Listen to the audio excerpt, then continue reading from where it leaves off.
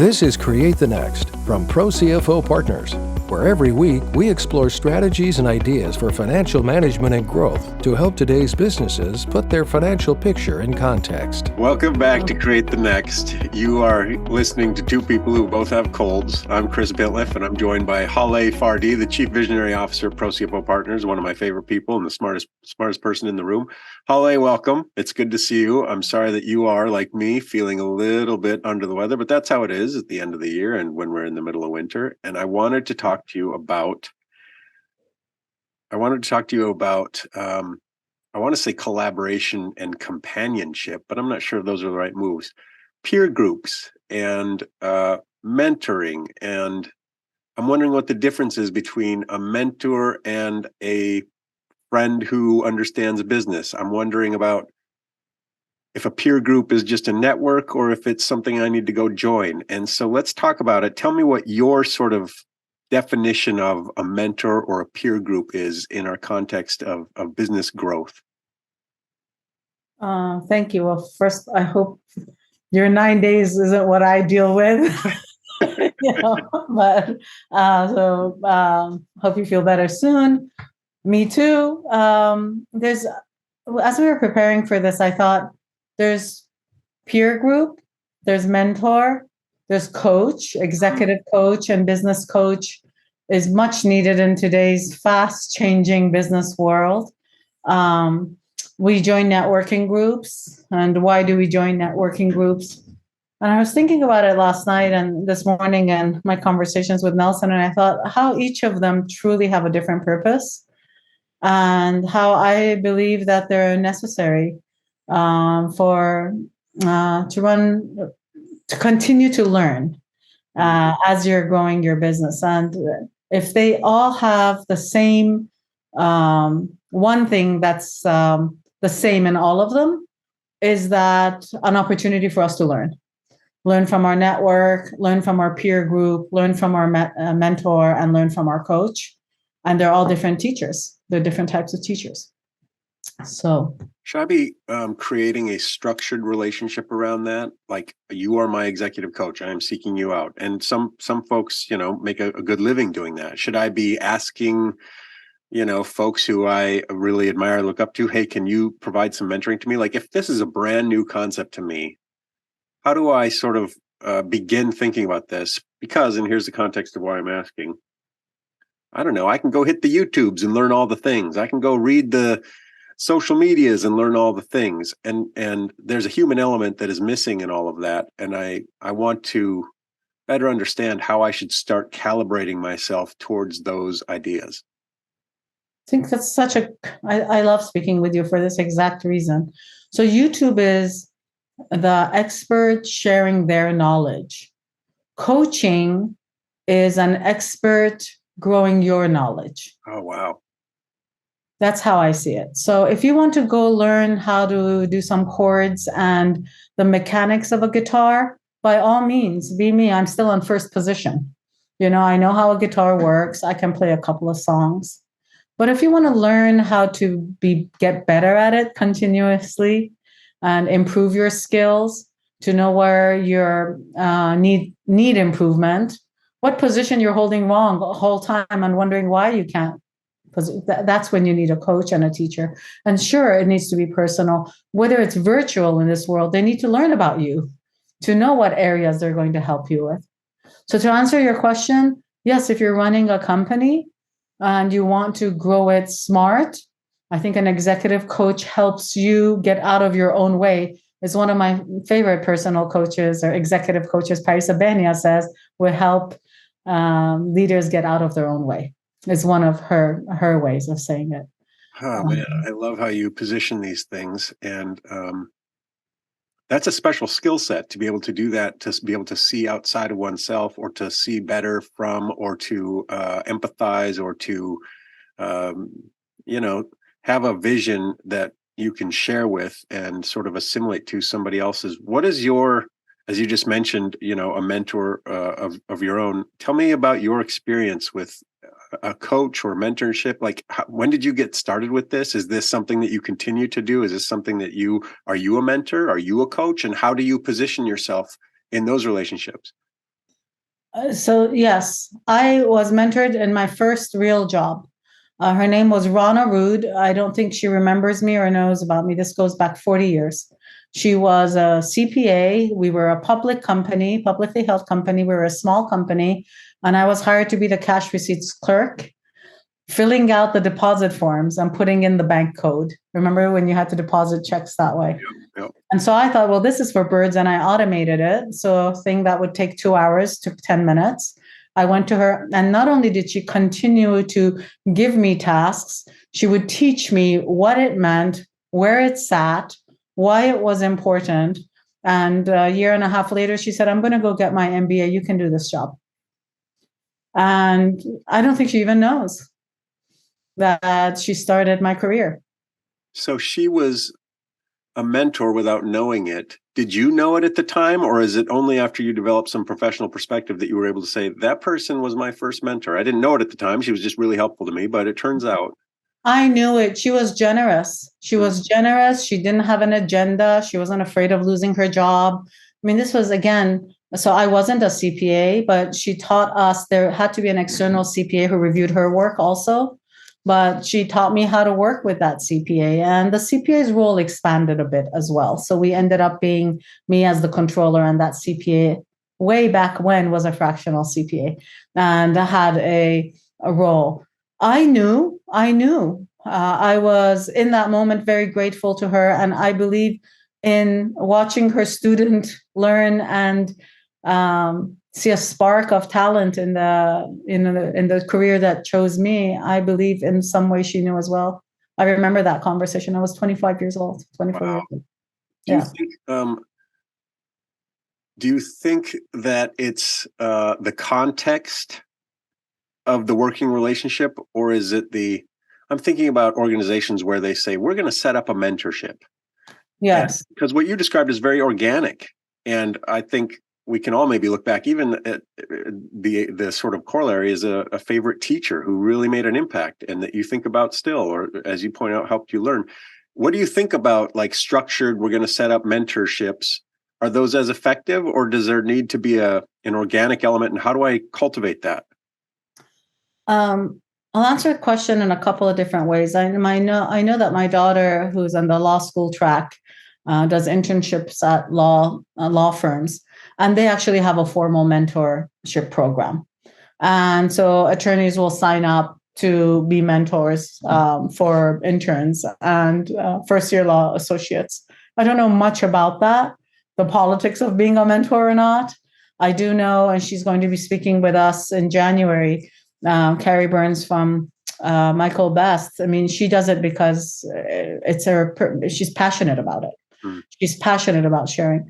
For me, being a mentor, and it answers your earlier question, I have done what was gifted to me, and whether it was considered, actually, it was considered a gift, 4 or 5 careers during my 4 or 5 companies of people that have replaced me in the same manner. So I was able to do that. And with it, I believe in order to be a successful mentor, there is no personal agenda. There's no professional agenda. It's really about sharing what you love to a person who wants to learn. And that's a differentiator from a peer group and an executive coach and networking.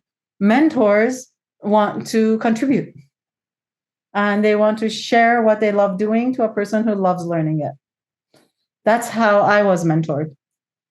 And not only was Rana Rood instrumental, I have a mentor that has been my mentor since 1995, who just passed. Her name is Judith Orloff, Dr. Judith Orloff. There's 2 Dr. Judith Orloffs. This is Dr. Judith Orloff from Boulder, Colorado. In my meetings, I still use her teachings.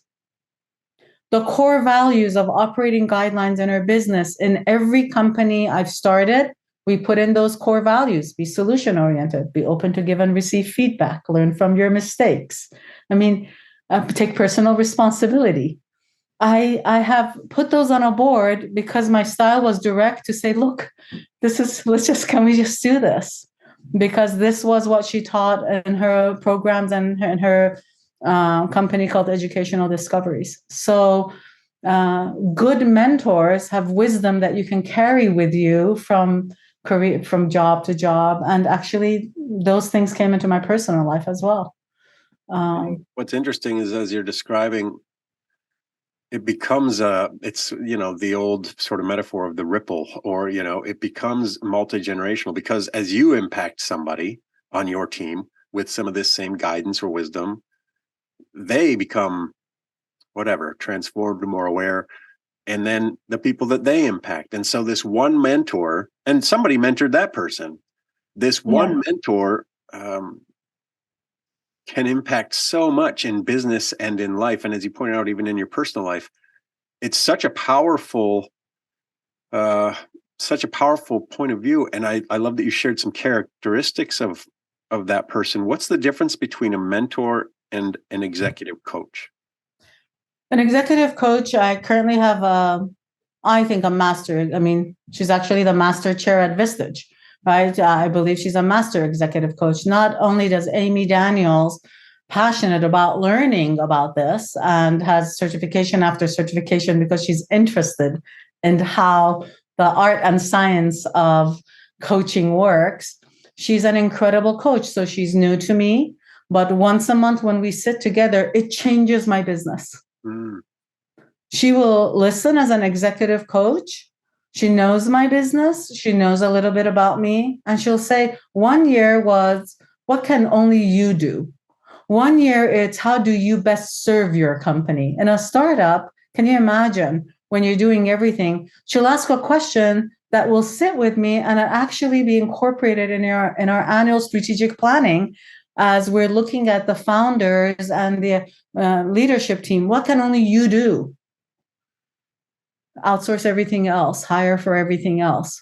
How do you best serve the organization? Maybe others can do it, but you do it better.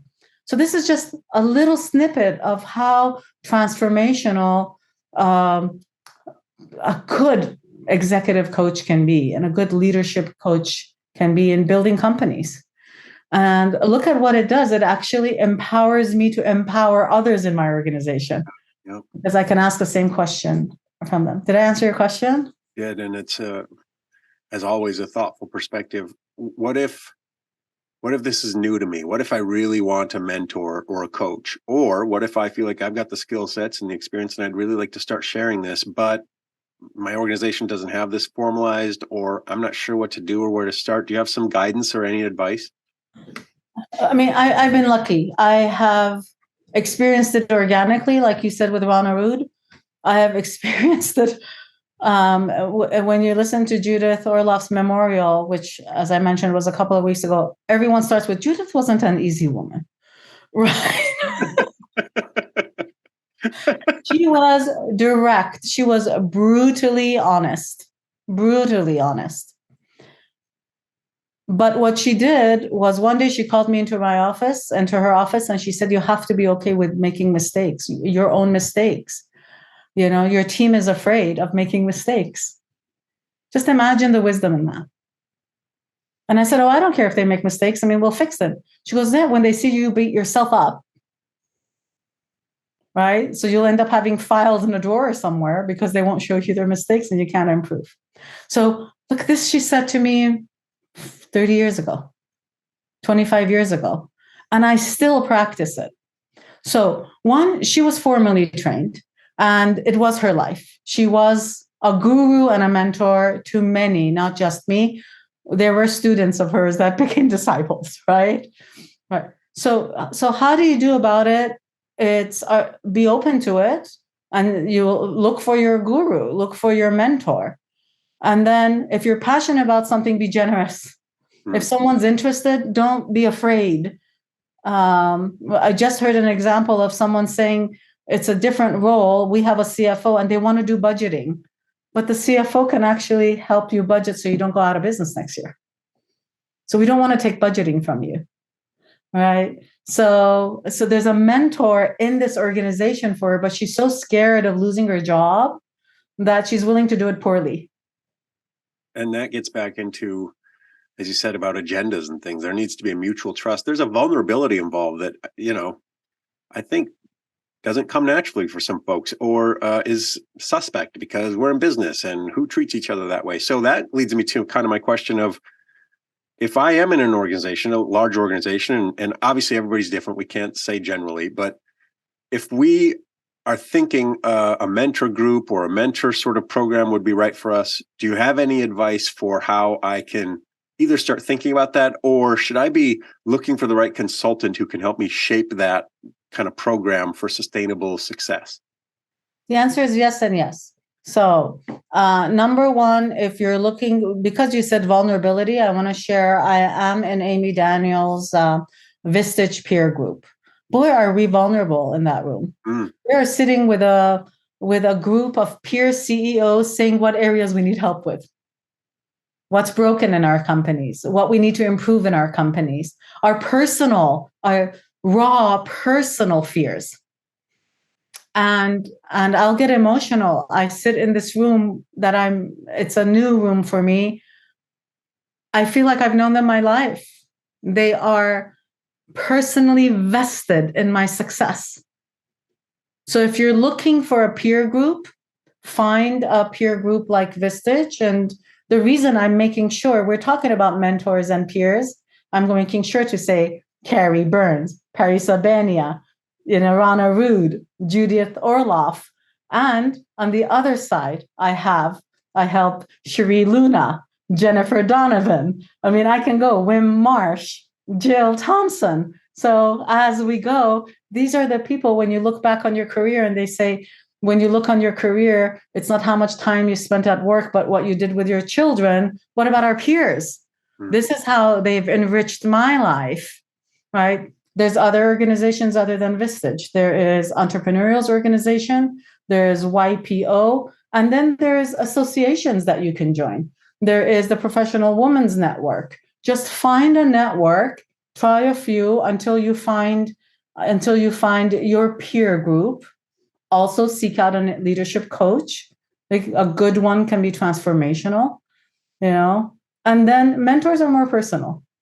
That's where there's a connection and really an exchange of, you have to be vulnerable, you have to be open to learning, you have to be passionate about what you're working on. Because sometimes it's like Judith, she's a loving brutalist. That's how I want to remember her. Not an easy person, which is she was easy. She was and is. She was loving, and that's easy. Fascinating. That's the most Haleh way to end a conversation I think I can think of. It's been so nice to talk to you about this. It's always such a breath of fresh air, because it's important that we talk about the nuts and bolts and the machinery and the finances and the systems and processes. But this is a real opportunity to sort of, look more holistically, look more broadly at the things that impact performance and strategies and planning and all that stuff that gets into the how and the why. And I think that that's an important area that we shouldn't overlook. Thank you, Haleh. It's been great to be with you. Thank you, Chris. Thanks for watching, and a special thanks to our subscribers. Consider becoming one today. Visit ProCFOPartners.com for more strategies and ideas for financial management and growth to help you put your business's financial picture in context.